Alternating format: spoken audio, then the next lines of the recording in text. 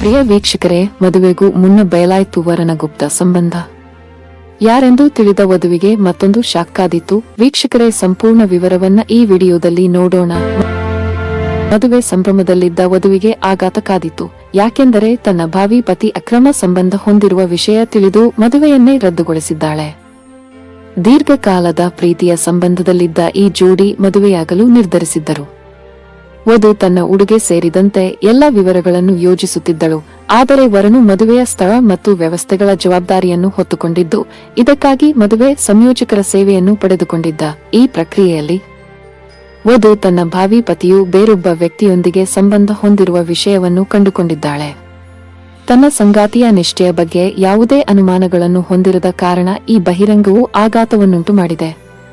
ಪರಿಣಾಮವಾಗಿ ಮದುವೆಯನ್ನು ರದ್ದುಗೊಳಿಸಲಾಯಿತು.